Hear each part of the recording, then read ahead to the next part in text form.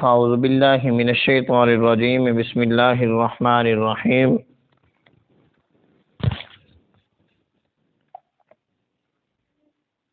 وَإِذْ قُلْنَا لِلْمَلَائِكَةِ اسْجُدُوا لِآدَمَ فَسَجَدُوا إِلَّا إِبْلِيسَ أَبَى وَاسْتَكْبَرَ وَكَانَ مِنَ الْكَافِرِينَ وَقُلْنَا يَا آدَمُ اسْكُنْ أَنْتَ وَزَوْجُكَ الْجَنَّةَ وَكُلَا مِنْهَا رَغَدًا حَيْثُ شِئْتُمَا وَلَا تَقْرَبَا هَٰذِهِ الشَّجَرَةَ فَتَكُونَا مِنَ الظَّالِمِينَ صدق اللہ العظیم۔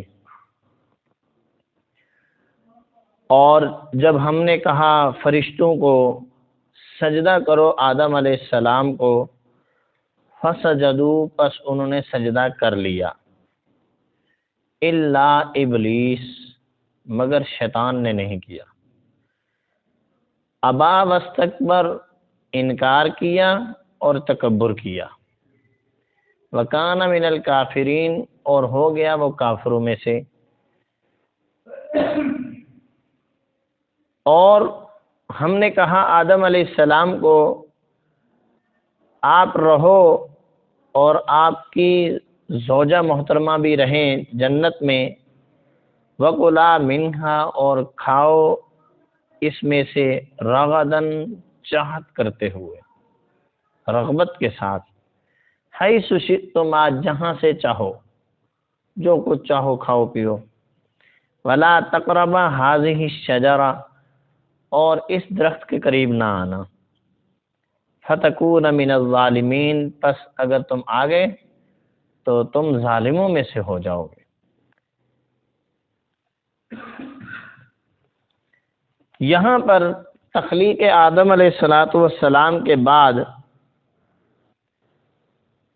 آدم علیہ السلام کی عظمت اور فضیلت کو بیان کرنے کے لیے اللہ رب العزت نے ایک اہم عنوان کی طرف بندوں کو متوجہ فرمایا ہے۔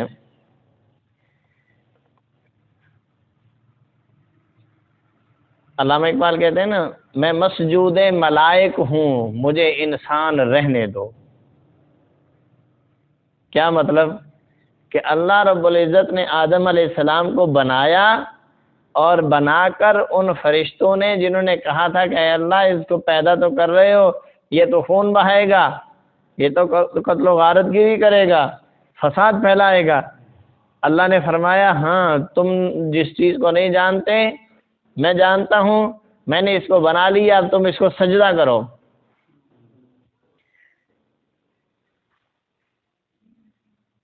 تو فرشتوں نے انسان کو سجدہ کیا، ظاہر اللہ کا حکم تھا، انہوں نے سجدہ کر لیا۔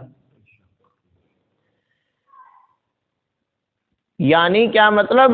ادھر سے حکم ملا، ادھر فوراً سجدہ کیا، اور سب نے مل کر کیا۔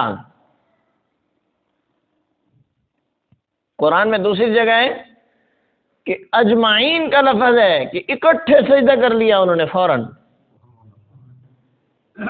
حکم جو آ گیا تھا۔ اور شیطان نے سجدہ نہیں کیا، شیطان نے سجدہ نہیں کیا۔ اب یہاں اس نے 3 جرم کیے ہیں۔ شیطان نے کتنے جرم کیے؟ 3 جرم کیے۔ پہلا جرم، اللہ کے حکم کی خلاف ورزی کی، اللہ نے حکم دیا اس کو نہیں مانا۔ اور کیوں نہیں مانا؟ اس ضمن میں اس نے 2 جرم اور کیے ہیں۔ اللہ کے حکم کو نہیں مانا، نہ ماننے کی وجہ کیا ہے؟ وہ قرآن کہتا ہے 2 وجہ ہیں جس وجہ سے اس نے اللہ کے حکم کو انکار کیا ہے۔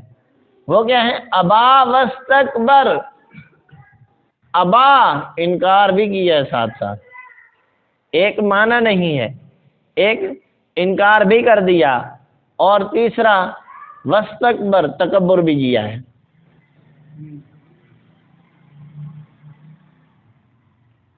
نماز ایک آدمی نہیں پڑھتا، گناہگار ہے، فاسق ہے، گناہ کر رہا ہے نا، نماز نہیں پڑھتا،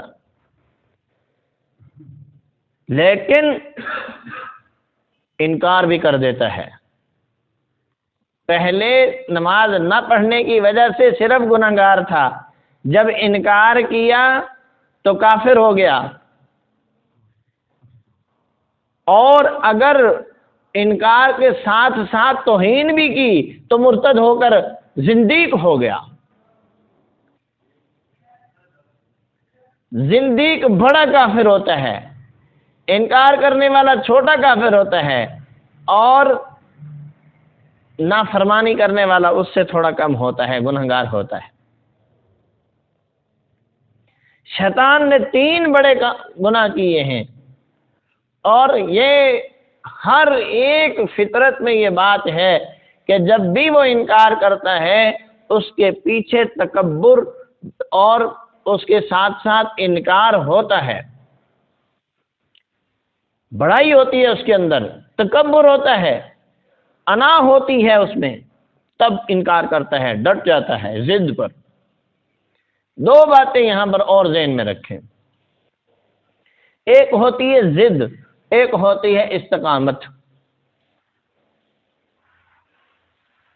آج ہمارا معاشرہ ڈیجیٹل ہو گیا ہے نا، میڈیا کا دور ہے، جس اینکر کی زبان زیادہ چلتی ہے وہ سب سے بڑا معاشرے کا معزز ہے، اور زبان زیادہ اسی کی چلتی ہے جس کے پلے کچھ نہیں ہوتا۔ زبان بس صرف زبان چل سکتی ہوتی ہے، عقل سے کام نہیں لیتے۔ آج کے دور میں انبیاء اکرام علیہم الصلاۃ والسلام کے طریقے پر چلنا اور مستقل چلتے رہنا یہ استقامت ہے، چاہے مقابلے میں کچھ بھی ہو جائے۔